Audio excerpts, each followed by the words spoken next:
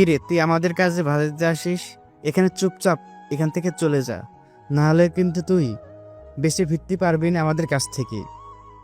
তোরা একটা মেয়েকে নিয়ে ধর্ষণ করবি আর কেউ কোনো কিছু বলতে আসলে তাদেরকে মেরে ফেলবি, এটা কি মগের মূল্য পেয়েছিস তোরা? আমাদের যেটা ইচ্ছা আমরা সেটাই করব। আমাদের কাজে কেউ বাধা দিতে আসলে তাকে খুন করতেও আমাদের হাত কাঁপবে না। এখনও তোদেরকে আমি ভালো মতো বলছি, মেয়েটাকে ছেড়ে দে, এখান থেকে চলে যা। আমি তোদেরকে কোনো কিছুই করব না। তোর সাহস তো কম না, তোর সাহস তো কম না।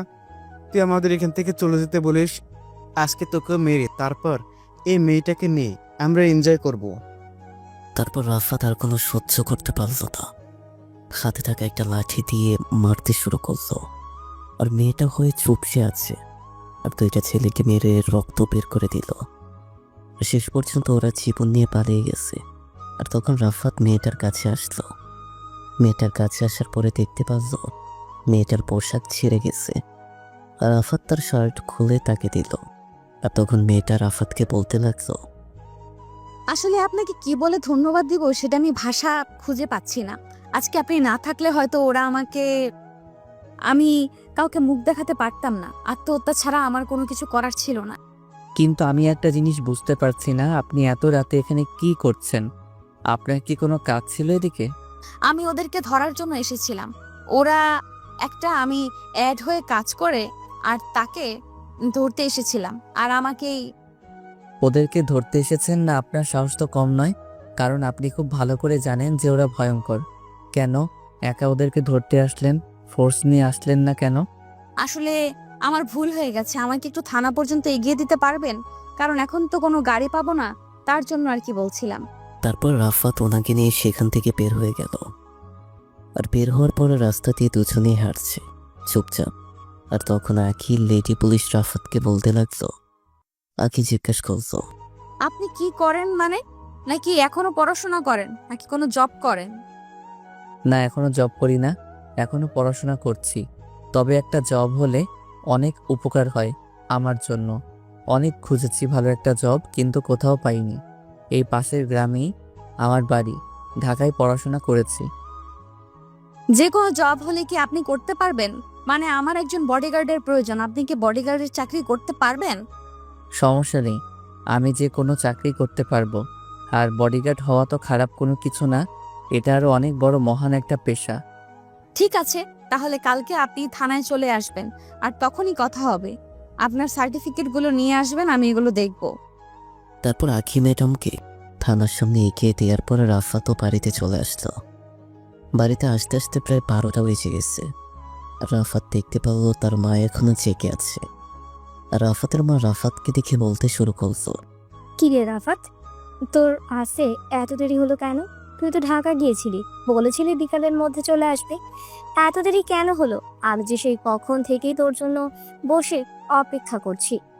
আসলে মা, রাস্তায় একটু সমস্যা হয়েছিল তো, তার জন্যই আসতে লেট হয়ে গেছে। আমি ফ্রেশ হয়ে আসছি, তুমি তাড়াতাড়ি করে খাবার দাও। এই কথা বলার পর রাফাত ওয়াশরুমে চলে আসলো। আর ওয়াশরুমে আসার পর রাফাত ফ্রেশ হয়ে তাড়াতাড়ি করে তার মায়ের কাছে আসতো। মা তখন খাবার দিল। রাফাত খাবার খাচ্ছে। আর তখন রাফাতের মা বলতে লাগলো, শোন, এবার তো কোনো চাকরি বাকরির ব্যবস্থা কর, কারণ চাকরি না করলে তো আর সংসারটা তোর বাবা একা চালাতে পারছে না। তোর বাবারও তো বয়স হয়েছে, তোর বাবা আর কত পড়বে? মা, তুমি জানো আজকে আমি কেন ঢাকায় গিয়েছিলাম? তোমাকে বলেছিলাম যে আমি একটা ভার্সিটির কাজে যাচ্ছি। আসলে না, আমি তোমাকে মিথ্যা বলেছিলাম। আমার অনেক বড় একটা চাকরি হয়ে গেছে, যেটা তুমি কল্পনাও করতে পারবে না। তুই কি বলছিস? আমি তো কোনো কিছুই বুঝতে পারছি না। যা বলার সরাসরি আমাকে খুলে বল। এত ঘুরিয়ে পেঁচিয়ে আমি তোর কথা কিছু বুঝতে পারি না। মা, আমি সেনাবাহিনীর অফিসার হয়ে এই গ্রামে এসেছি। আর এখানে একটা মিশন আছে, আর এই মিশনের জন্যই আমাকে পাঠানো হয়েছে। বুঝতে পেরেছো? এটা শুধুমাত্র তোমাকে বললাম, আর কাউকে বলা যাবে না, নিষেধ রয়েছে। আসলে সেনাবাহিনীর অফিসার হয়ে জয়েন করেছি প্রায় 3 মাস হলো। তার মানে তুই আগের 6 মাস ট্রেনিং এর মধ্যে ছেড়ে তখন আমাদের সঙ্গে যোগাযোগ না করতে, তোকে ফোন করলে ফোন বন্ধ থাকতো, তখন তুই ট্রেনিং এ ছিলি, তাই না? হ্যাঁ মা, তুমি ঠিকই বলেছ। আমি তখন ট্রেনিংয়ে ছিলাম। আচ্ছা, এখন এসব কথা বাদ দাও। আপাতত আমি খেয়ে ঘুমিয়ে পড়ব। কালকে সকালে আমার অনেক কাজ আছে। তারপর রাফাত তার মায়ের সঙ্গে কথা বলে খাবার খেয়ে রুমে চলে আসলো। রুমে আসার পরে রাফাত আখির কথা ভাবছে। মেয়েটা দেখতে অনেক সুন্দর, আর এটাকে ধরেই রাফাতের মিশন কমপ্লিট করতে হবে। তবে মেয়েটাকে যে রাফাত প্রথম দেখায় ভালোবেসে ফেলেছে তার বলার অপেক্ষা রাখে না। আর আখির কথা ভাবতে ভাবতে রাফাত কখন যে ঘুমিয়ে পড়ল বুঝতেই পারল না। সকালবেলা তাড়াতাড়ি করে ঘুম থেকে উঠল রাফাত, কারণ উদ্দেশ্য থানায় যাবে এখন। রাফাত ঘুম থেকে উঠে ফ্রেশ হয়ে নিল, আর খাবার খেয়ে রাফাত বাইক নিয়ে থানায় যেতে শুরু করল। আর কিছুক্ষণের মধ্যেই থানায় পৌঁছে গেল। থানায় আসার পরে ভেতরে গেল, আর তখন আখির কেবিনে যাওয়ার পরে অনুমতি নিয়ে প্রবেশ করল। আর আখির হাতে রাফাতের সার্টিফিকেটগুলো দিয়ে দিল। আর তখন আখি এগুলো দেখতে শুরু করল মনোযোগ দিয়ে। আর কিছুক্ষণ দেখার পরে রাফাতকে বলতে লাগলো, হ্যাঁ, রেজাল্ট খুব ভালো, সবকিছুতেই A+। সমস্যা নেই। তুমি আজকে থেকে আমার বডিগার্ড হিসেবে জয়েন করো, আর তোমার বেতন হবে 20,000 টাকা। এরপরে আরো বাড়ানো হবে। আপাতত 20,000 টাকা তোমার স্যালারি। এই নাও আমার গাড়ির চাবি। গাড়ির ড্রাইভিং করতে পারো তো নাকি? জি ম্যাম, আমার গাড়ি ড্রাইভিং করার অভিজ্ঞতা আছে, কোনো সমস্যা নেই। তারপর আমি ম্যাডামের কাছ থেকে চাবি নিয়ে গাড়ির কাছে চলে আসলাম। গাড়িতে চুপচাপ বসে আছি, আর কিছুক্ষণ পরেই আখি ম্যাডাম বের হয়ে আসলো আর আমাকে বলতে লাগলো, চন্দননগর নিয়ে চলো, ওখানে একটা মিশন আছে। আর আমি কোনো ফোর্স নিয়ে যাব না, কারণ ফোর্স নিয়ে গেলে ওখানে সবাই বুঝে ফেলবে। তারপর রাফাত গাড়ি চালাতে শুরু করল। আর উদ্দেশ্য চন্দননগর। ওই চন্দনগড় এলাকা অনেক ভয়ঙ্কর এলাকার, কারণ ওখানে আয়নাঘর বলা যায়। রাফাত আখিকে তখন গাড়ি চালাতে চালাতে জিজ্ঞাসা করতে লাগলো, ম্যাডাম চন্দননগরে ফোর্স না নিয়ে খুবই ভালো করেছেন, কারণ ওখানে ফোর্স নিয়ে গেলে অনেক বিপদ হতে পারত। এখানে ছদ্মবেশে প্রবেশ করতে হবে। হ্যাঁ, আমি খুব ভালো করেই জানি। আর তোমার ব্যাপারে আমি স্যারের সঙ্গে কথা বলেছি, তার অনুমতি দিয়েছে আমার বডিগার্ড হিসাবে। এই নাও তোমার কার্ড। কেউ কোনো কিছু জিজ্ঞেস করলে এই কার্ড দেখাবে, তাহলেই হবে। রাফাত আখির কাছ থেকে কার্ড নেয়ার পরে পকেটে রেখে দিল। তারপর রাফাত গাড়ি চালাতে শুরু করলো। খুবই দুর্গম এলাকা, পাহাড়ি এলাকা। আর প্রায় 3 ঘন্টা পর ওই চন্দননগর এসে পৌঁছালো। আর চন্দননগর পৌঁছানোর পরে গাড়ি নিয়ে ওই গ্রামের ভেতরে প্রবেশ করলো। গাড়ি রেখে পাহাড়ের উপরে উঠতে শুরু করলো। আর তখন আখি বলতে লাগলো, এখান দিয়ে মনে হয় উপরে ওঠা যাবে, কারণ উপরে ওঠা খুবই প্রয়োজন। ওরা উপরে আছে, আর ওখানে রকিকে অ্যারেস্ট করে নিয়ে যেতে হবে। কিন্তু কিভাবে কি করব বুঝতেই পারছি না। এখানে উঠবো কোন দিক দিয়ে? ম্যাডাম, এখান দিয়ে উঠতে পারবেন না আপনি। আমার সঙ্গে আসুন, ওদিক দিয়ে মনে হয় রাস্তায় আছে, ওদিক দিয়ে ওঠা যাবে। রাফাত আখিকে নিয়ে এসে দিক দিয়ে যেতে শুরু করলো। আখি উপরে আসার পরে একাই সবাইকে মারতে শুরু করলো। আর যখনই কেউ একজন আখিকে গুলি করতে যাবে, রাফাত তাকে লাথি মেরে সেখান থেকে ফেলে দিল। আর তখন আখি এটা খুব ভালো করে দেখতে পারে। আর আখি রাফাতের দিকে তাকিয়ে মুচকি হেসে দেয়। আর রাফাত এই হাসিটা দেখেই আর সামলাতে পারল না। মনে হচ্ছে কেউ তার বুকের ওপর ছুরি মেরে দিয়েছে। ওর হাসিতে এতটা সুন্দর, যেটা নিজের চোখে না দেখলে হয়তো বিশ্বাসই করতে পারত না। আখি 4-5 জনকে অ্যারেস্ট করে নিতে নামাতে শুরু করলো। রাফাতও সাহায্য করলো। আর এরপর গাড়িতে তুলে ফেললো। গাড়িতে তোলার পরে তখন আখি বলল থানায় নিয়ে যাওয়ার জন্য। আর এদিকে আখিও তখন বলতে লাগলো, তোমার কাজে আমি অনেক খুশি হয়েছি। আজকে তুমি আবারও আমাকে বাঁচিয়েছো। তুমি না থাকলে হয়তো ওদেরকে ধরতে পারতাম না আমি। ম্যাডাম, এটা আমার দায়িত্ব, আপনাকে সব কিছুর হাত থেকে রক্ষা করা আর নিরাপত্তা দেওয়া। সব কিছুই আমার দায়িত্বের মধ্যেই পড়ে। এখানে ধন্যবাদ দেওয়ার কোনো কিছু নেই ম্যাডাম। আখি আর কোনো কথা বলতো না। তারপর রাফাত গাড়ি চালিয়ে চলে আসতো আবারও থানায়।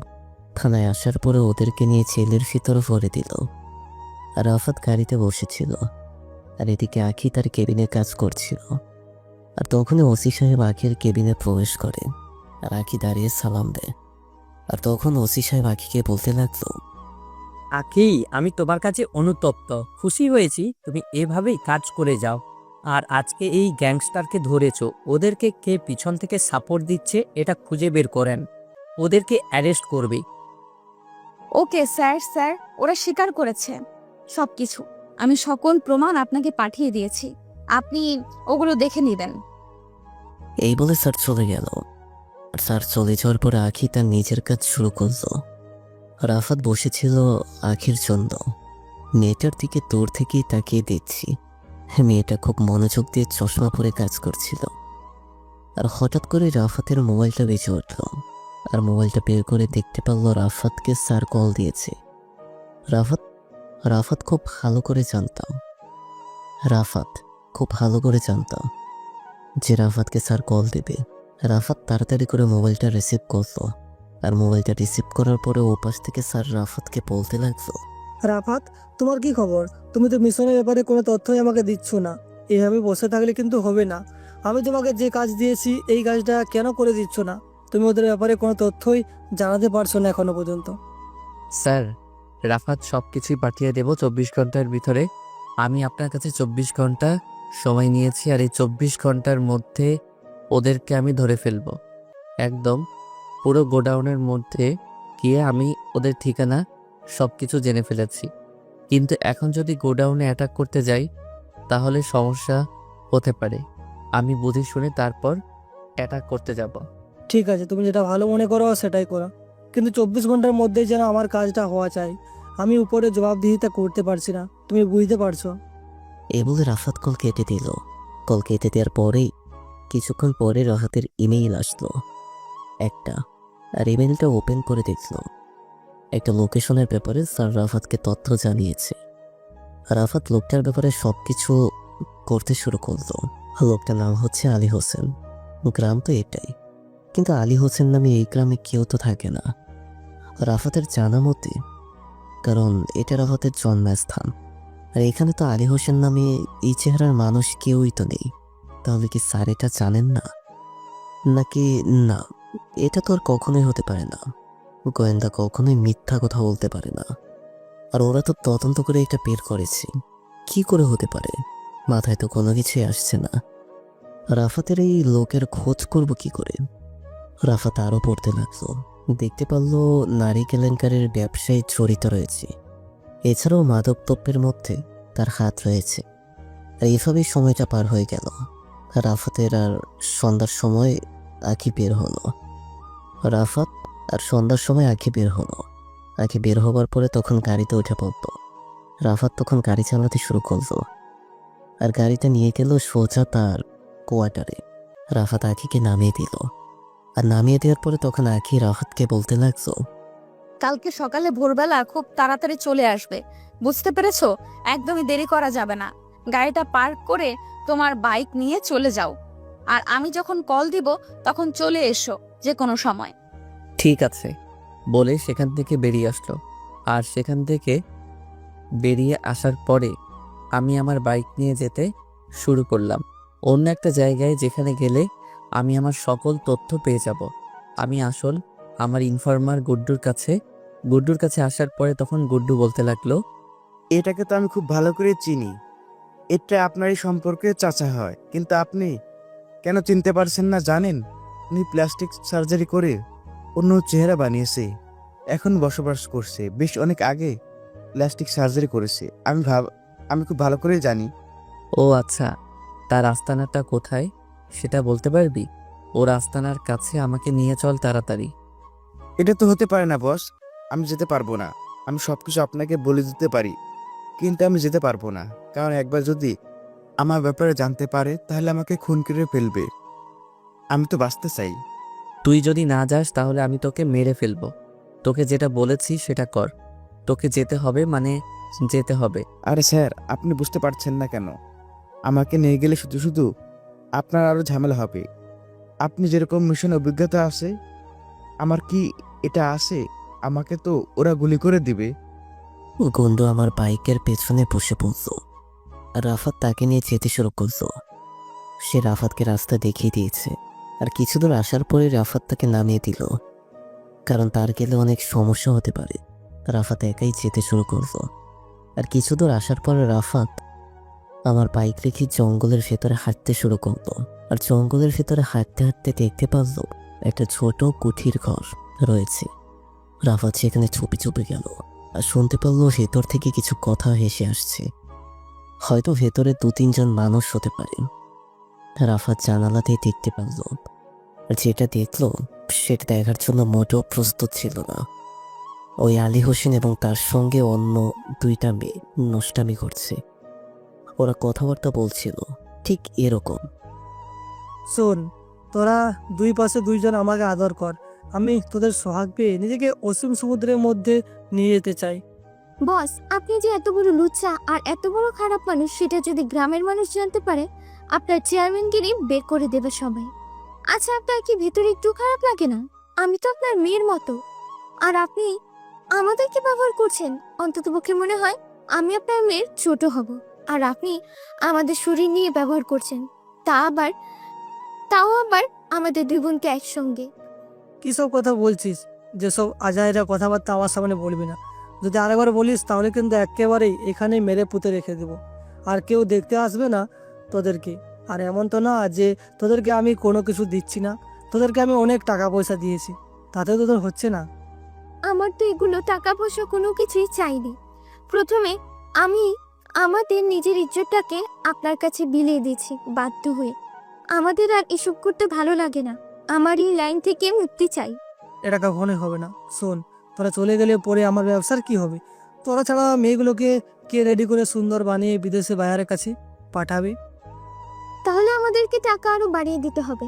আমার বাড়তি টাকা ছাড়া এসব কাজ করব না, কারণ এসব কাজে অনেক বেশি রিস্ক। এমনিতেই আমাদেরকে মানুষ সন্দেহ করতে শুরু করে দিয়েছে। গ্রামের মানুষ এখনো আস্তে আস্তে আমাদেরকে সন্দেহ করছে। সবাই শুধুমাত্র তাদেরকে সন্দেহ করতে পারে, কেউ তোদেরকে কোনো কিছু বলার সাহস পাবে না। আর সবাই তো জানে যে তোরা আমার বাড়িতে কাজের লোক, তোরা আমার বাড়িতে কাজ করিস। কেউ তোদেরকে কোনো কিছু বলবে না আমি যে পর্যন্ত আছি। সেটা ঠিক, এটা আমার খুব ভালো করে জানি যে কেউ আমাদেরকে মুখ ফুটে কোনো কিছু বলবে না, কিন্তু আমাদের কাছে খারাপ লাগে। এখন কথা হচ্ছে আপনাকে আর কতক্ষণ দেওয়া লাগবে? আমাকে খুশি করে তারপরে এখান থেকে সোজা গাড়িতে করে ওই গোডাউনের মধ্যে যাবি। ওখানে 5টা মেয়েকে রেডি করে রাখবি। রাতের বেলা লোকজন আসবে দেখার জন্য, পছন্দ হলে সাথে করে নিয়ে যাবে, আর এমনভাবে সাজাবে যেন ওরা পছন্দ করে। বুঝতে পারছিস? আচ্ছা ঠিক আছে বস, আপনি কোনো চিন্তা করবেন না। আমি মেয়েগুলোকে খুবই ভালোভাবে সাজাবো। আর রাফা এখানেই থাকবে আপনার সঙ্গে, নাকি আমার সঙ্গে যাবে? না, ওর ওখানে যাওয়ার কোনো প্রয়োজন নেই। ও এখানে আমাকে সুখ দেবে, আর তুই তোর কাজ করবি গিয়ে। আর শোন, কোনো প্রকার যেন কেউ বুঝতে না পারে যে তুই গোডাউনের ভিতরে প্রবেশ করেছিস। রাফাত কথাগুলো শুনে অবাক হয়ে গেল, কারণ তাদের এলাকার চেয়ারম্যান চাচা এরকম একটা কাজ করতে পারে। উনি এত বড় একটা গ্যাংস্টার, আর এটা গ্রামের কেউই জানে না। এগুলো ভাবা যায়। তারপর আমি সেখান থেকে সোজা চলে আসলাম আর লুকিয়ে পড়লাম।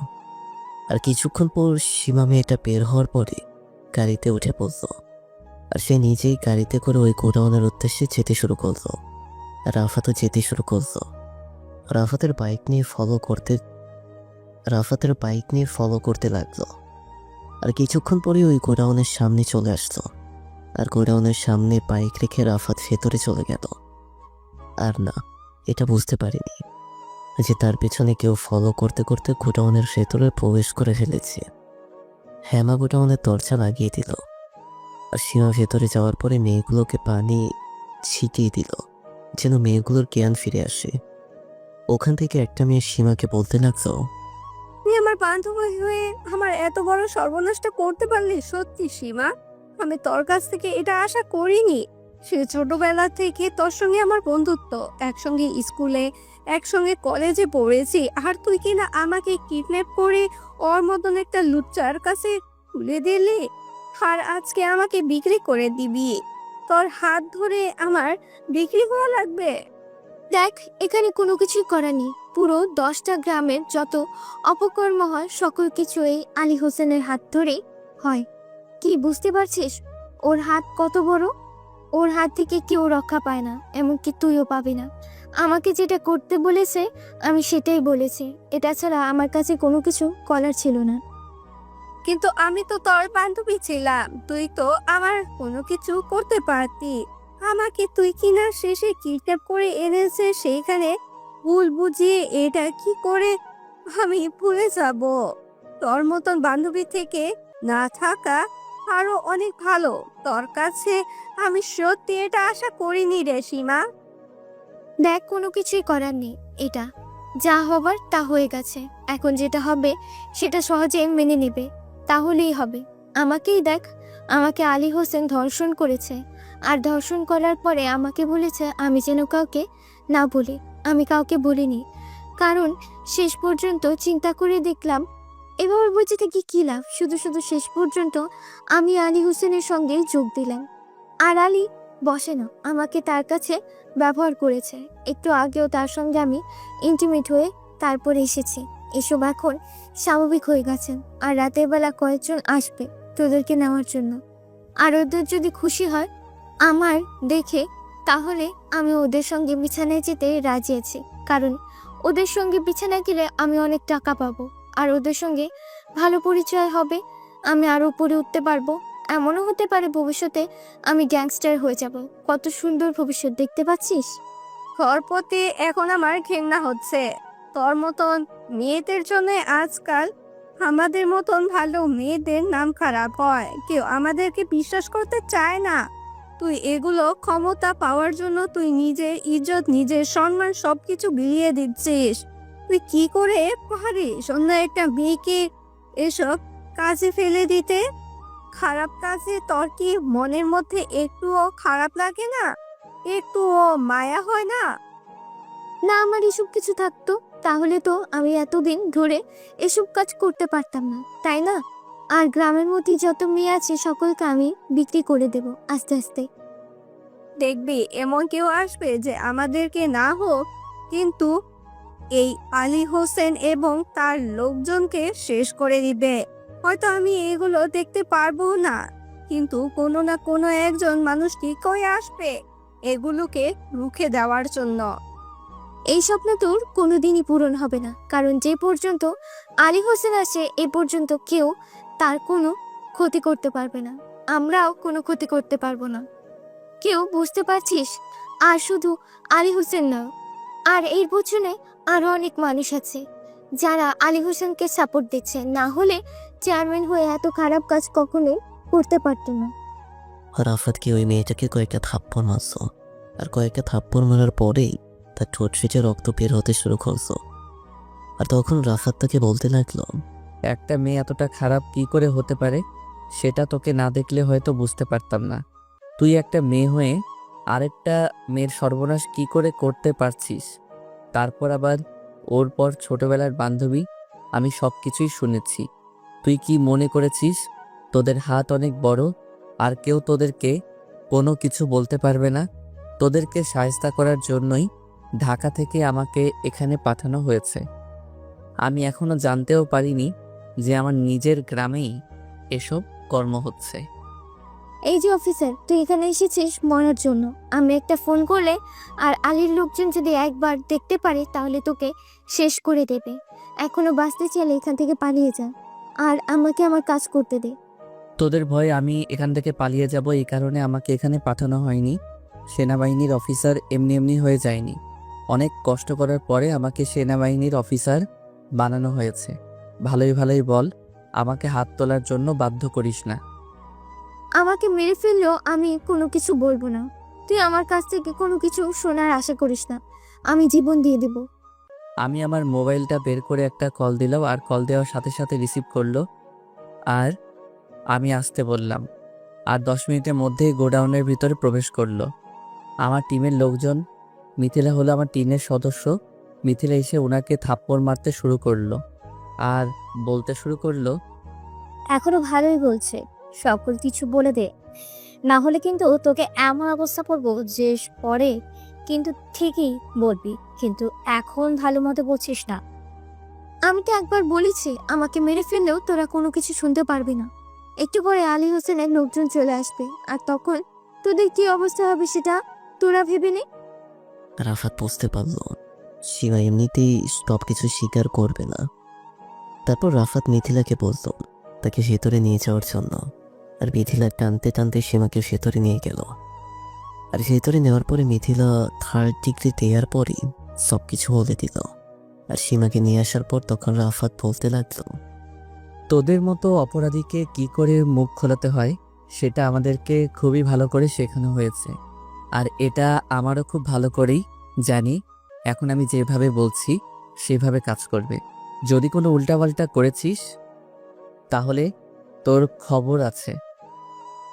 আলী হোসেন তোদেরকে যে কাজ করতে বলেছে করা ঠিক সেই কাজই করবে। আর রাতে যখন ওই লোকজন আসবে তখন আলী হোসেন যেই কাজ করতে বলে তারা সেই কাজ করবে। আর বাকিটা আমরা ম্যানেজ করে নেব। যখন গোলাগুলি হবে চুপচাপ মাথা নিচু করে বসে যাবি। আর তোকে যদি আলী ওই লোকজনের সঙ্গে কোথাও পাঠায় তাহলে সেখানেও যাবি। আর বাকিটা আমরা ম্যানেজ করে নেব, কারণ আমাদের জানতে হবে ওদের কোথায় কোথায় আস্তানা রয়েছে। ঠিক আছে স্যার, আপনি যেভাবে বলবেন আমি সেভাবেই কাজ করব। তবুও প্লিজ আমাকে আর মারবেন না, আমি আর এগুলি সহ্য করতে পারছি না। তারপর আমি আমার লোকজনকে নিয়ে বাহিরে চলে আসলাম। আর বাহিরে এসে অপেক্ষা করতে লাগলো সেই কাঙ্ক্ষিত মুহূর্তের জন্য। আর রাতের বেলায় আলী এবং সাথে কয়েকজন নিয়ে গোডাউনের ভেতরে আসলো। আর গোডাউনের ভিতরে আসার পরে তখন আলীর সঙ্গে থাকা ওই লোকটা বলতে লাগলো, আরে আলী, তোমার ফুলগুলো দেখে অনেক সুন্দর, তা একটাকে নিয়ে ভিতরে যাওয়া যাবে নাকি?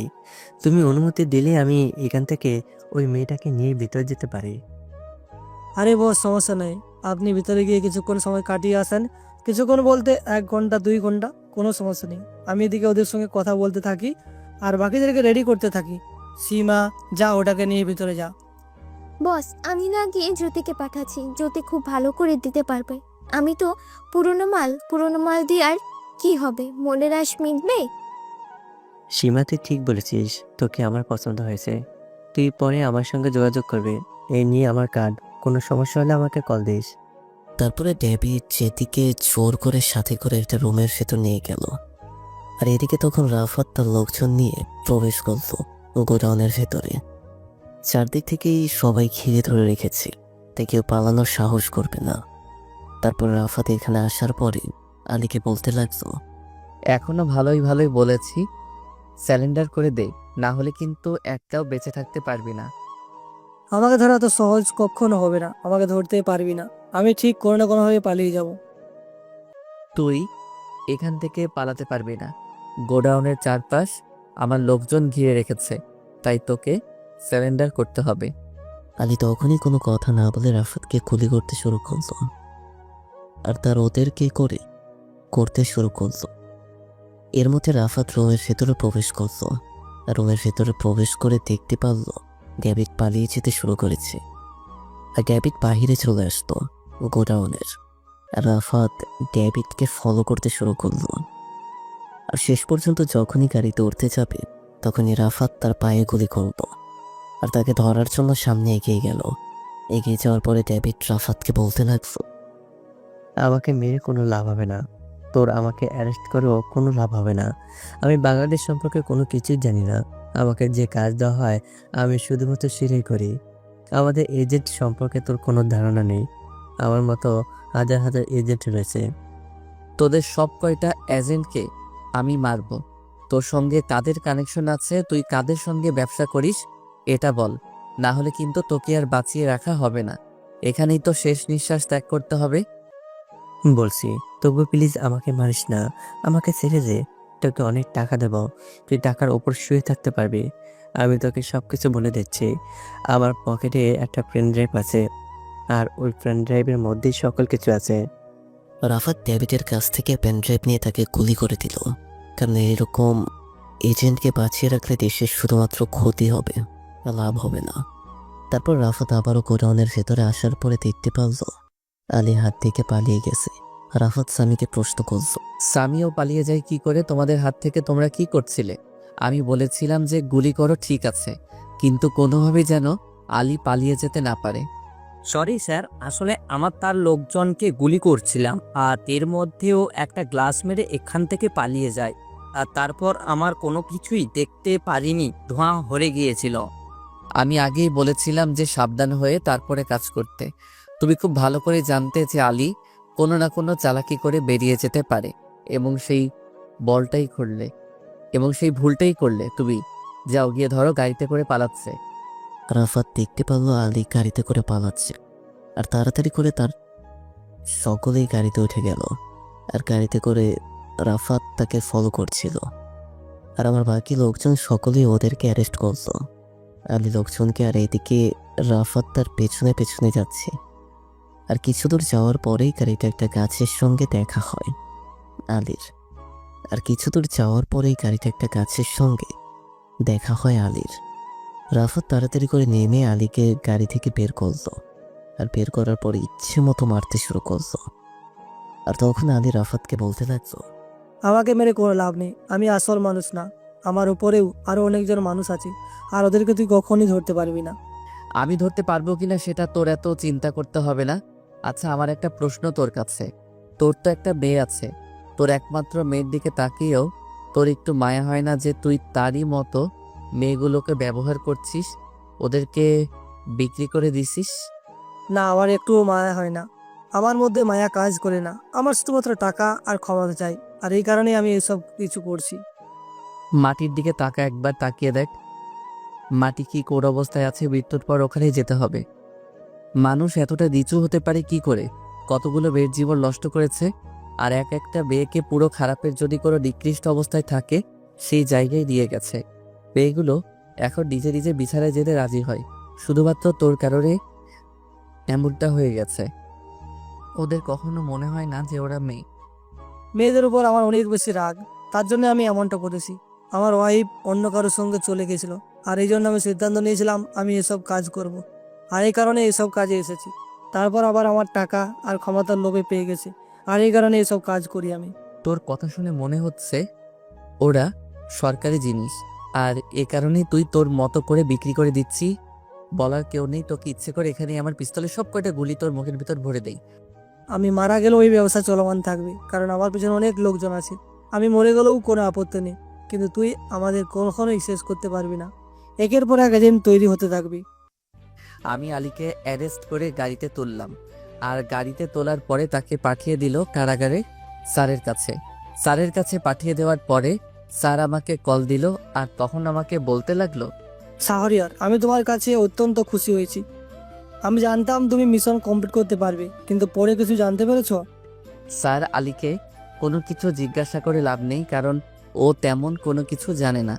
যা জানার সব কিছুই সীমা জানে, কারণ সীমার সঙ্গে উপরে কানেক্টে ডক্টর রয়েছে। আলীকে শুধুমাত্র একজন কাজ করতে বলে, সে হচ্ছে ডেভিড। আর ডেভিডকে আমরা মেরে ফেলেছি ক্রসফায়ারে করে। যা কিছু জানার আমি সীমার কাছ থেকে জেনে সামনের দিকে আগাচ্ছি। ঠিক আছে, তুমি তোমার মিশন চলমান রাখো, আর অবশ্যই অবশ্যই সাবধানে থেকো। এখন থেকে তোমার উপর অনেক বিপদ আসতে পারে। চতুর্দিক দিয়ে আর কোনো কিছু প্রয়োজন হলে আমাকে জানাবে। তারপর রাফাত কল কেটে দিল। কল কেটে দেওয়ার পর রাফাত গাড়িতে চড়ে আসলো। বাড়িতে এসে খাওয়া দাওয়া করে কখন যে ঘুমিয়ে পড়লো বুঝতেই পারলো না। মাঝরাতে হঠাৎ করে ফোনের শব্দে ঘুমটা ভেঙে যায়। মেজাজ পুরো খারাপ হয়ে গেল। এই মাঝরাতে কে আবার কল দিল? রাফাত ফোনটা রিসিভ করলো, আর ফোনটা রিসিভ করার পরে ওপাশ থেকে কেউ কান্না করতে করতে বলতে লাগলো, শাহরিয়ার, তুমি কোথায় আছো? তাড়াতাড়ি করে বাসায় আসো। ওরা আমার বাসায় অ্যাটাক করেছে। আমি রুমের দরজা বন্ধ করে আছি, যে কোনো মুহূর্তে ওরা দরজা ভেঙে ভেতরে ঢুকবে। রাফাত তাড়াতাড়ি করে কল কেটে দিল। আর কল কেটে দেওয়ার পরে রাফাত তার বাইক নিয়ে 10 মিনিটের মধ্যে সেখানে এসে পৌঁছালো। আর পৌঁছানোর পরে দেখতে পারলো প্রায় অনেকগুলো জঙ্গি তাকে অ্যাটাক করেছে। রাফাত তাড়াতাড়ি করে তার পিস্তল দিয়ে এগিয়ে যেতে শুরু করলো বাসার ভেতরে। আর এখন কি সিঁড়ির এখানে দেখেই গুলি করে দিল। আর তখন বাকিরা রাফাতকে গুলি করছিল। রাফাত গুলি করতে করতে উপরে উঠতে লাগলো। রাফাত রুমের দরজার সামনে আসতেই দেখি কয়েকজন দাঁড়িয়ে আছে, তারা আমার দিকে পিস্তল তাক করেছে। রাফাত হাত উপরে উঠিয়ে দিল, আর বুদ্ধি করে পা দিয়ে ওদের হাত থেকে পিস্তল ফেলে দিল। তারপর রাফাত ওদেরকে ওদের পায়ে গুলি করে দিল। ওদের পায়ে গুলি করে দেওয়ার পরে রাফাত ডাক দিয়ে বলল দরজা খোলার জন্য। আর তখন আঁকি নিচের দরজা খুলে শক্ত করে রাফাতকে জড়িয়ে ধরল। যেটার জন্য রাফাত মোটেও প্রস্তুত ছিল না। আখি আমাকে জড়িয়ে ধরে কান্না করছিল অনবরত। রাফাত না চাইতেও তার মাথায় হাত বুলিয়ে দিতে শুরু করলো। আখি তখন কান্না করতে করতে রাফাতকে বলতে লাগলো, তুমি যদি সময় মতো না আসো তাহলে ওরা আমাকে মেরে ফেলতো, কিন্তু এখানে আসার সাহস কি করে পেলো? এখানে তো অনেক সিকিউরিটি থাকার কথা, ওরা কি সবাইকে মেরে ফেলেছে? সকল সিকিউরিটিকে মেরে ফেলেছে। এখানে থাকাটা আপনার নিরাপদ নয়। আপনি চাইলে আমার বাড়িতে থাকতে পারেন, কারণ আপনি যদি আবার এখানে থাকেন ওরা আবারও অ্যাটাক করতে পারে, কারণ ওরা খুব ভালো করে জেনে গেছে আপনি এখানে একা থাকেন। আখি কোনো কিছু বলল না। তার মানে রাফাত বুঝে গেল আখি রাজি আছে। তারপর রাফাত তাকে আমার বাইকের পেছনে বসিয়ে দিল, আর সে রাফাতকে পেছন থেকে শক্ত করে জড়িয়ে ধরে রেখেছে। এই মাঝরাতে আখিকে নিয়ে বাইক চালাতে অনেক বেশি ভালো লাগছে। মনে হচ্ছে এই রাস্তাটা যেন না ফুরায়, এসবের জন্য কেউ থাকুক। আখির হয়ে রাফাত কেমন শক্ত করে জড়িয়ে ধরে রেখেছে, কিন্তু সে বুঝতেই পারছে না রাফাত তার শুধুমাত্র বডিগার্ড। রাফাত তার মতো করেই ধীরে ধীরে বাইক চালিয়ে আসছিল, আর তখন চাঁদের আলোতে আখির মুখটা উজ্জ্বল লাগছিল। রাফাত লুকিং গ্লাসে আখিকে বারবার দেখছিল। কি করব মানুষটাকে যে রাফাত অনেক বেশি ভালোবাসে। তারপরে বাড়িতে চলে আসলো। বাড়িতে আসার পরে তখন তার মাকে সবকিছু বলল, আর মা কোনো কিছু বলল না। মা তখন আখিকে বলতে লাগলো, কোনো সমস্যা নেই মা, তোমার যতদিন ইচ্ছা হয় তুমি এই বাড়িতেই থাকবে। আমি তোমার মায়ের মতো, আমাকে মা বলি ডাকবে। ফ্রেশ হয়ে আসো, ওখানে রুম আছে, ওই রুমটাতে ঘুমিয়ে পড়ো। এখানে ঘুমিয়ে পড়ুন, এখানে কোনো সমস্যা নেই। আর আমার বাড়িতে সবচেয়ে বেশি নিরাপদ, তাই এত টেনশন করার কিছু নেই। আপনি ঘুমিয়ে পড়ুন, না হলে আপনার শরীর খারাপ করবে। রাফাত আখিকে রেখেই তার রুমে চলে আসলো। আর রুমে আসার পরে আখির কথা ভাবতে লাগলো। এটা যখন রাফাতকে জড়িয়ে ধরেছিল তখন মনে হয় রাফাত অন্য গ্রহে চলে গিয়েছিল। এতটা ভালো লাগছিল তার, এটা বলে বোঝানো সম্ভব না।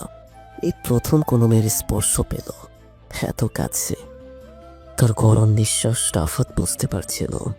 আমার এসব ভাবতেই অনেক লজ্জা লাগছে। আর এসব ভাবতে ভাবতে কখন যে রাফাত ঘুমিয়ে পড়ল। সকালবেলা মিষ্টিটাকে রাফাতের ঘুমটা ভেঙে গেল। রাফাত চোখ মেলে তাকিয়ে দেখতে পারল আকি তার জন্য চা নিয়ে দাঁড়িয়ে আছে। রাফাত উঠে গেল, আর তখন রাফাত তাকে বলতে লাগলো, আরে ম্যাডাম, আপনি আমার জন্য চা নিয়ে এসেছেন কেন? আমি ঘুম থেকে উঠে আপনার জন্য চা নিয়ে যেতাম, আপনি কি যে করেন। আরে না, সমস্যা নেই। আর এত ম্যাডাম ম্যাডাম বলে ডাকবে না তো, ম্যাডামটা আমার মোটেও পছন্দ নয়, বুঝতে পেরেছো? কি যে বলেন ম্যাডাম, আপনি আমার মালিক, আমি আপনার বডিগার্ড। আমি আপনাকে ম্যাডাম বলে ডাকবো না তো কি বলে ডাকবো? আমি তোমার সমবয়সী, তাই তুমি আমাকে নাম ধরে ডাকতে পারো বা তুমি বলে ডাকতে পারো, এটা তোমার ইচ্ছে, কিন্তু ম্যাডাম বলে ডাকবে না, এটাই শেষ কথা। আচ্ছা, আমাকে ডাকছে, তাড়াতাড়ি করে ওঠো, এখন খাওয়া দাওয়া করে থানায় যেতে হবে। তারপরে তার দুজনেই খাবার খেতে চলে আসলো। আর খাবার খেয়ে রেডি হয়ে যথারীতি রাফাত গাড়ি নিয়ে বেরিয়ে পড়ল। আর রাফাত গাড়ি চালিয়ে যাচ্ছিল, আর ম্যাডাম পেছনে বসেছিল। রাফাত খুবই দ্রুত গতিতে থানায় যাচ্ছি। আর তখন আখি রাফাতকে পেছন থেকে বলতে লাগলো গাড়িটা আস্তে চালানোর জন্য। রাফাত ধীরে ধীরে গাড়ি চালাতে শুরু করলো। আর কিছু দূর যাওয়ার পরে আখি বলল গাড়ি থামানোর জন্য। আর রাফাত গাড়িটা রাস্তার পাশে থামানোর পরে গাড়ি থেকে নামলো। রাফাত, তোমার সঙ্গে আমার কিছু কথা আছে। আমি জানি না তুমি কথাগুলো কিভাবে নেবে, কিন্তু কথাগুলো না বলে আমি থাকতে পারছি না। কি বলছেন ম্যাডাম? আপনি আমার সঙ্গে এভাবে কথা বলছেন কেন? আপনি আমাকে যেটা বলবেন ডিরেক্টলি বলবেন, এমন আমতামতা করে কথা বলবেন না। আপনি আমার মালিক, আমি আপনার কর্মচারী। প্লিজ, আমি তোমার কাছ থেকে এটা শুনতে চাইনি, আর কিভাবে বলবো বুঝতে পারছি না। আসলে আমি তোমাকে ভালোবেসে ফেলেছি, আমি জানি না আমি কি করব। আমি তোমাকে কাছে পেতে চাই। ম্যাডাম, আপনি কি পাগল হয়ে গেলেন? আমি আপনার কর্মচারী, আমি আপনার সামান্য বডিগার্ড।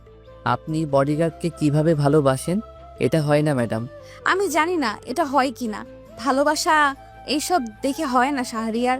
আমি আমার নিজেকে অনেক বোঝানোর চেষ্টা করেছি, কিন্তু আমি আর নিজেকে ধরে রাখতে পারছি না। সত্যি বলছি, তুমি ছাড়া আমি অসহায়। এখন ম্যাডাম এটা কখনোই হতে পারে না। আপনি কোথায় আর আমি কোথায়, আমি এটা মেনে নিতে পারবো না। তুমি যদি আমাকে না মেনে নাও তাহলে সত্যি সত্যি আমি বলছি আমি নিজেকে শেষ করে দিব। আমাকে কয়েকবার বাঁচিয়েছে, তাই না? আমি এই জীবন রাখতে চাই না। যে মানুষের কারণে আমি এখন পর্যন্ত বেঁচে আছি, যদি সে মানুষটাকে না পাই তাহলে বেঁচে থেকে কি লাভ? তখনই আখি তার বেগ থেকে একটা ছুরি বের করলো। রাফাত ভাবলো হয়তো কোনো কিছু করবে না, এমনিতেই রাফাতকে ভয় দেখানোর জন্য এমনটা করছে। আর মুহূর্তের মধ্যেই আখি যেটা করবে সেটা দেখার জন্য রাফাত মোটেও প্রস্তুত ছিল না। আখি সঙ্গে সঙ্গে নিজের হাত কেটে ফেলেছে। রাফাত তাড়াতাড়ি করে তার কাছে এগিয়ে গেল, আর এগিয়ে যাওয়ার পরে তাকে একটা থাপ্পড় মারল। থাপ্পড় মারার পরে হাত থেকে ছুরিটা ফেলে দিয়ে তাড়াতাড়ি করে তার পকেট থেকে রুমাল বের করে হাতের মধ্যে বেঁধে দিল। রক্ত টপ টপ করে পড়ছিল। তারপর রাফাত তাকে শক্ত করে জড়িয়ে ধরে বলতে লাগলো, আমিও যে তোমাকে অনেক বেশি ভালোবাসি, কেন বুঝতে পারো না? ভালোবাসি বলেই তো এত কাছাকাছি থাকার চেষ্টা করি সব সময়।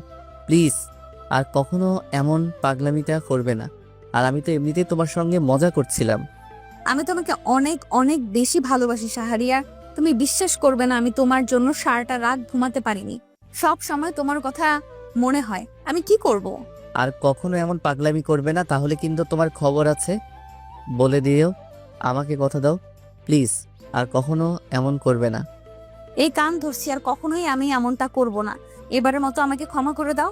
হঠাৎ করেই আমার মোবাইলটা বেজে উঠলো, আর আমি ফোনটা বের করে দেখতে পারলাম আমাকে স্যার কল দিয়েছে। আমি আকিকে ছাড়াতে চাইলাম, কিন্তু মেয়েটা কোনোভাবেই আমাকে ছাড়তে চাচ্ছে না, শক্ত করে জড়িয়ে ধরে রেখেছে। আমি তাড়াতাড়ি করে ফোনটা রিসিভ করলাম, আর ফোনটা রিসিভ করার পরে তখন তার ওপাশ থেকে আমাকে কিছু বলতে লাগলো। শাহরিয়ার, আমি অনেক কিছু জানতে পেরেছি। শোনো, ওই আলীর সঙ্গে আমাদের এমপি সাহেব তিনিও জড়িত আছেন, আর এমপির কথায় সকল কিছু হয়ে থাকে। তুমি যত তাড়াতাড়ি সম্ভব এমপিকে যথাযথ প্রমাণ নিয়ে অ্যারেস্ট করবে।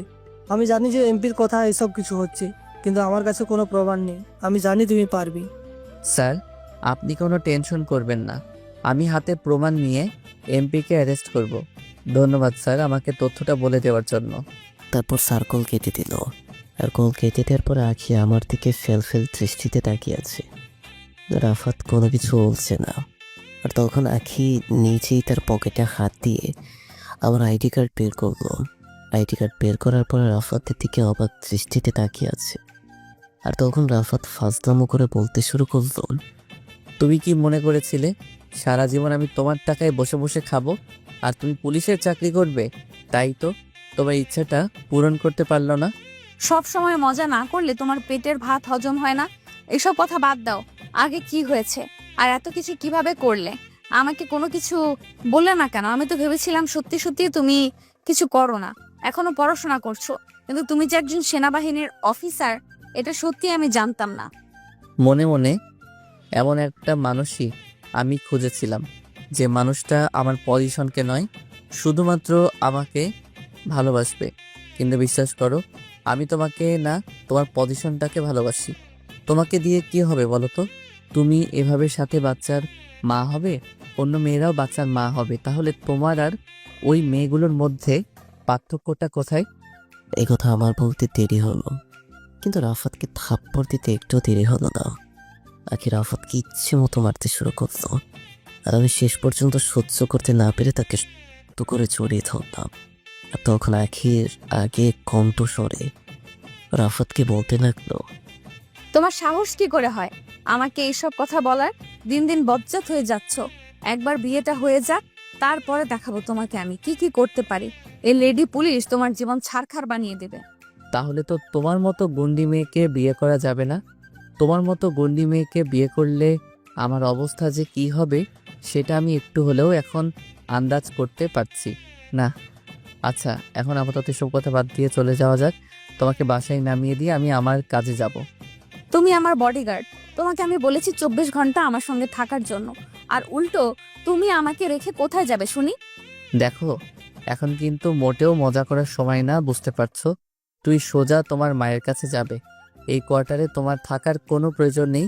কোয়ার্টারে থাকলে তোমার বিপদ হতে পারে। তোমাকে নিয়ে আমি আর টেনশন করতে পারবো না।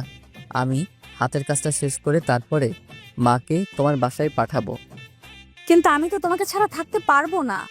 আর এই সব কিছু করছে যদি তোমার কোনো কিছু হয়ে যেত, তোমার বিপদ হলে তখন কি করবে? আমি কাকে নিয়ে বাঁচবো? তোমার ভালোবাসা থাকলে কখনোই এমনটা হবে না। তুমি শুধু আমার জন্য দোয়া করো যেন ওই এমপি এবং তার লোকজনকে আমি অ্যারেস্ট করতে পারি। এই বলে আমি আখিকে শক্ত করে জড়িয়ে ধরলাম, আর আখিও আমাকে শক্ত করে জড়িয়ে ধরলো। তারপর আখিকে নিয়ে যেতে লাগলো তার বাসার উদ্দেশ্যে, আর বেশ অনেকক্ষণ পরে তার বাসার সামনে এসে নামিয়ে দিল। তারপরে আমি তার গাড়ি নিয়ে যেতে শুরু করলাম আমার জায়গায়। আর কিছু দূর আসার পরে আমার টিমের সদস্যরা দাঁড়িয়ে আছে। আমি ওদেরকে এখানে দাঁড়িয়ে থাকতে বলেছিলাম, আর ওরা উঠে পড়ল, আর সামি গাড়ি চালাতে শুরু করলো। আর আমি তখন বলতে লাগলাম, সামি এমপি কোথায় যায়, কার সঙ্গে কথা বলে, ও কি কি করে, সকল কিছু খবর আমার চাই। ওরা 24 ঘন্টা এমপির পেছনে লেগে থাকবে।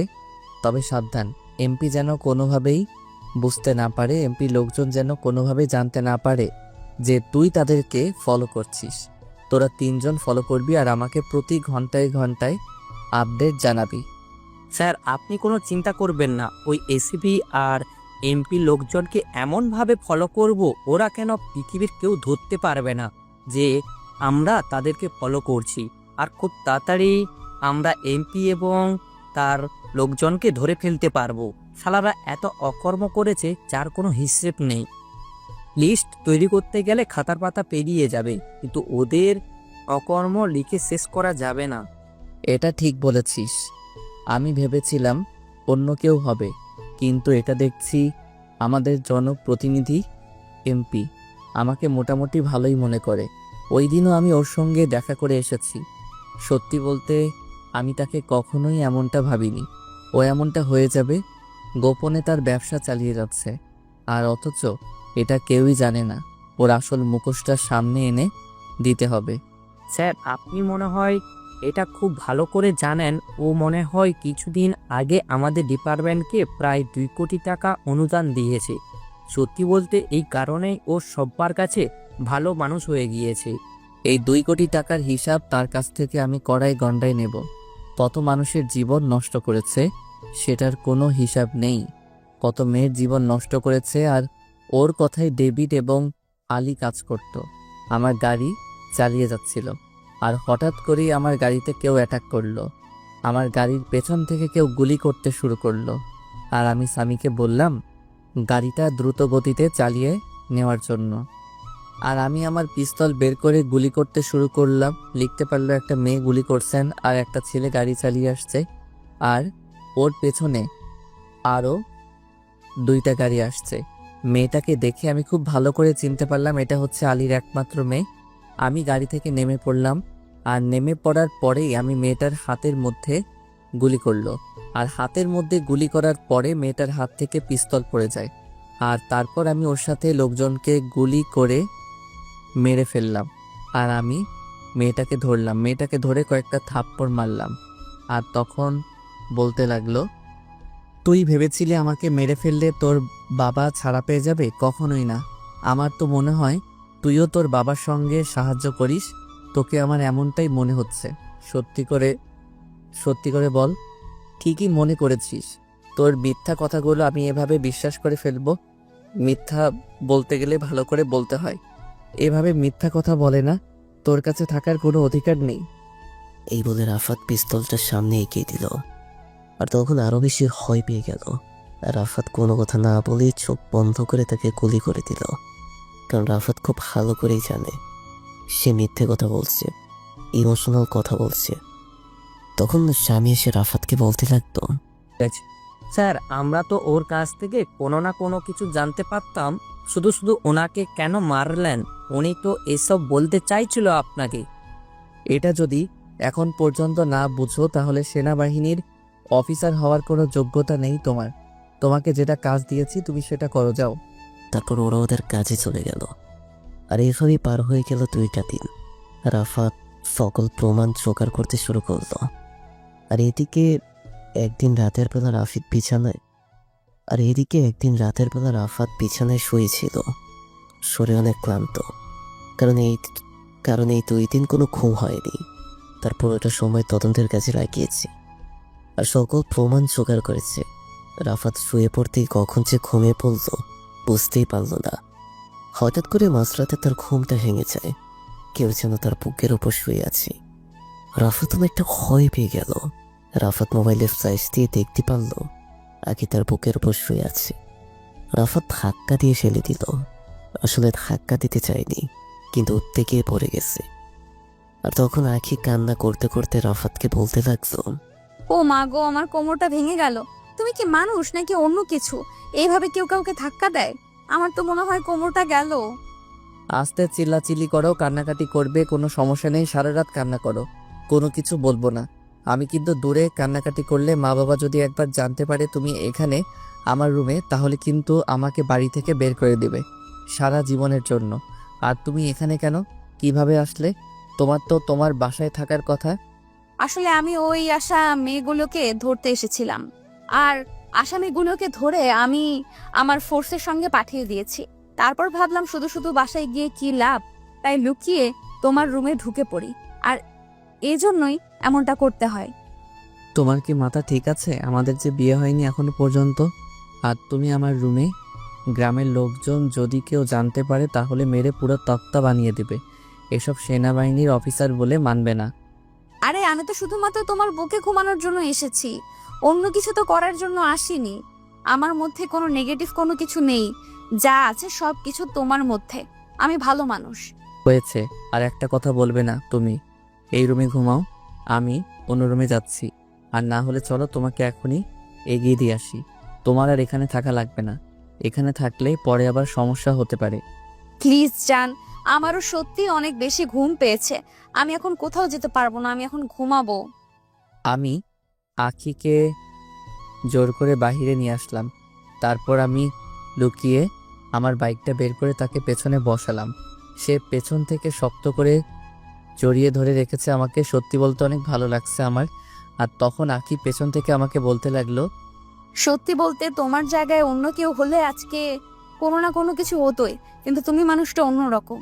আমি ঠিক মানুষটাকেই ভালোবেসেছি, এটা সত্যি। তুমি চাইলে আমার সঙ্গে অনেক কিছুই করতে পারতে, আমি কোনো কিছুই মনে করতাম না, কারণ আমি তোমাকে ভালোবাসি।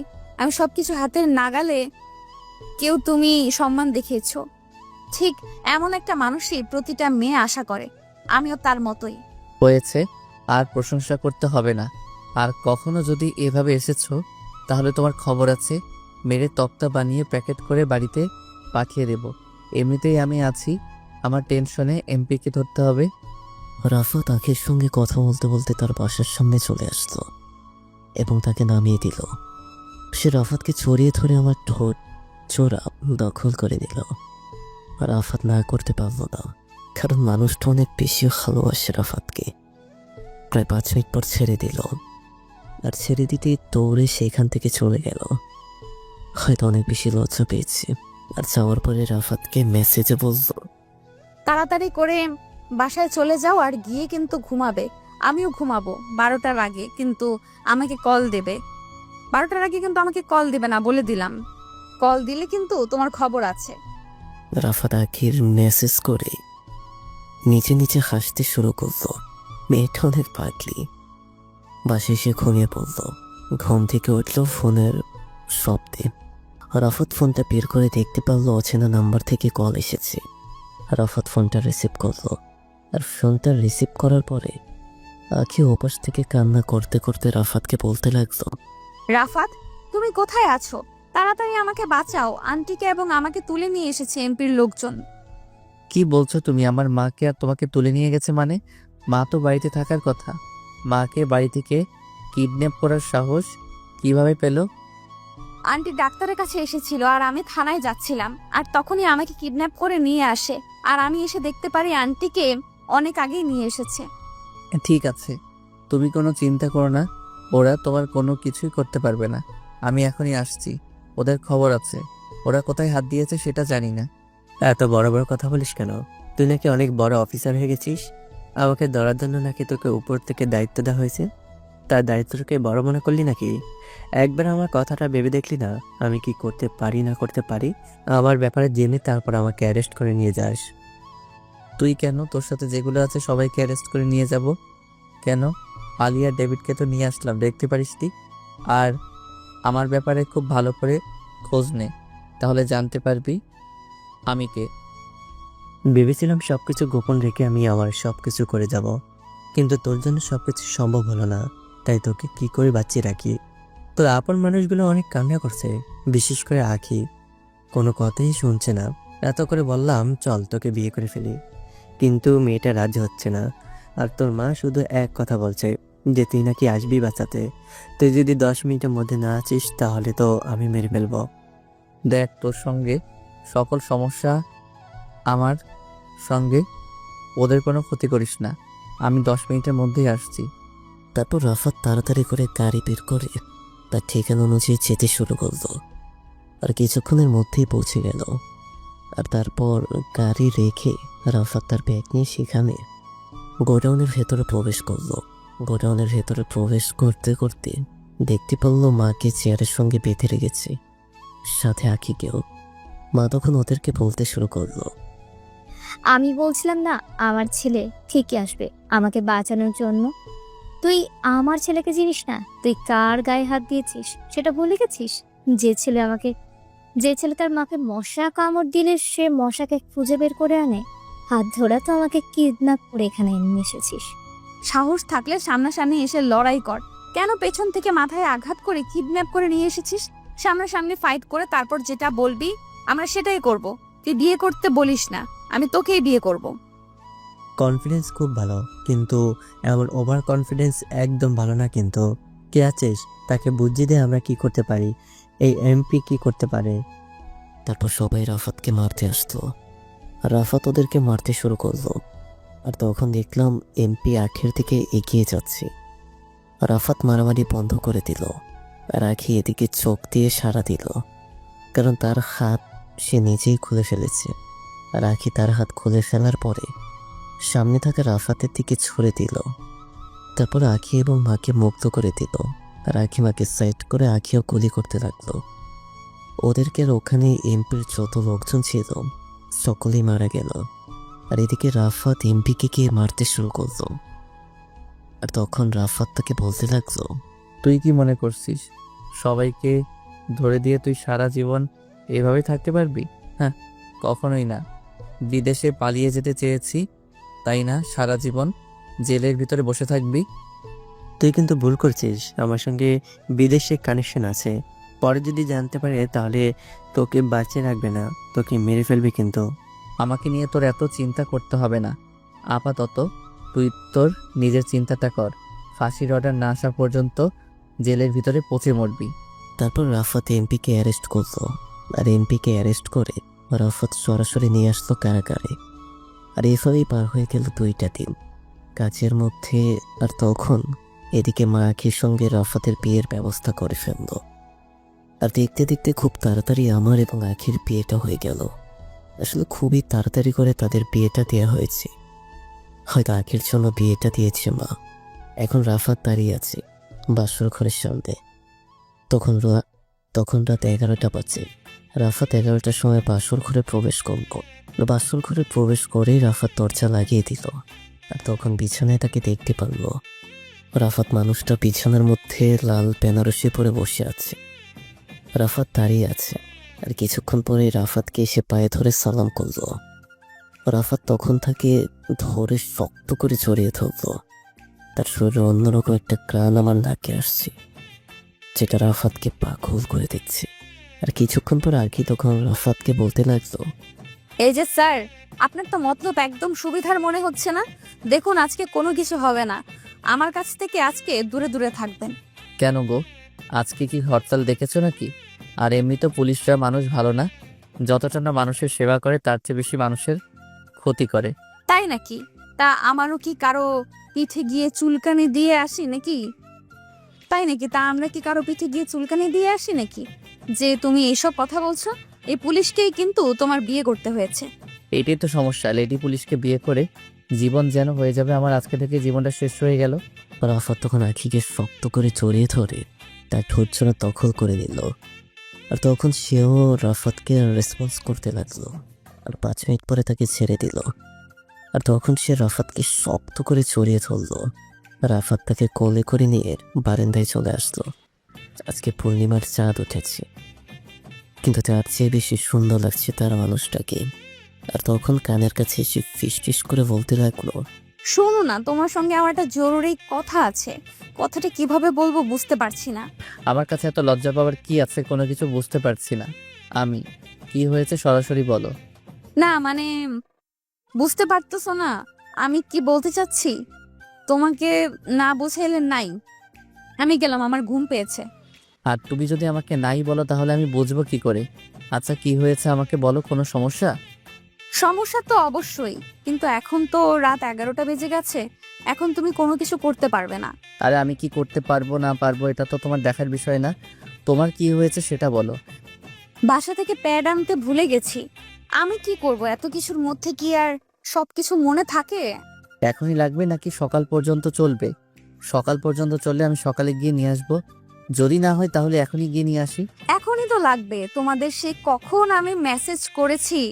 এখনই তো লাগবে তোমাদের, আমি সেই কখন মেসেজ করে রেখেছি। তুমি তো মেসেজটা দেখলে না, কতগুলো কল দিল, তুমি কল ধরলে না।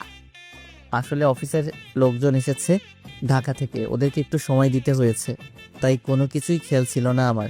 তুমি চিন্তা করো না, নিয়ে আসছি 5 মিনিটের মধ্যে। তারপর রাফাত তাড়াতাড়ি করে বাইক বের করে বাইরে চলে আসলো। আর বাইরে এসে বাজারে একটা ফার্মেসি খোলা ছিল, আর ওখান থেকে রাফাত এটা নিয়ে তাড়াতাড়ি করে বাসায় ফিরল। বাসায় ফেরার পরে রাফাত তার কাছে এটা দিয়ে বলতো, যাও চেঞ্জ করে এসে, অনেক রাত হয়েছে, ঘুমাতে হবে। কালকে আবার আমাকে ঢাকা ফিরে যেতে হবে। পরের সপ্তাহে এসে মা বাবা তোমাকে নিয়ে যাব। এই কথা বললে যাব না কিন্তু আমি এখানেই বসে থাকবো। সাহস কত! বড় বিয়ে ঢাকা চলে যাবে, আমাকে রেখে গেলে আমাকে একসঙ্গে নিয়ে যেতে হবে, না হলে তোমাকে ছেড়ে দেব না। আচ্ছা ঠিক আছে, আগে তুমি এটা চেঞ্জ করে এসো, পরেরটা পরে দেখা যাবে। আগে সকাল হোক, তখন সিদ্ধান্ত নেওয়া যাবে। আকি ওয়াশরুমে চলে গেল, আর কিছুক্ষণ পরে ওয়াশরুম থেকে চলে আসলো, আর এসেই আমার বুকের উপর শুয়ে পড়লো। আর তখন আমার কানের কাছে এসে বলতে লাগলো, কি ব্যাপার, তুমি আমাকে আদর না করে এভাবে শুয়ে আছো কেন? তোমাকে অনেক আদর করতে হবে, এবং পেটে ব্যথা করছে, বুঝতে পারছো না কেন? রাফাত তাকে শক্ত করে জড়িয়ে ধরলো, আর সেও রাফাতকে শক্ত করে জড়িয়ে ধরলো। আর এভাবেই না হয় চলতে থাকুক তাদের মিষ্টি ভালোবাসার গল্পটা। নতুন নতুন ভালোবাসার গল্প পেতে আমাদের চ্যানেলটি সাবস্ক্রাইব করে আমাদের পাশেই থাকবেন। ধন্যবাদ সবাইকে।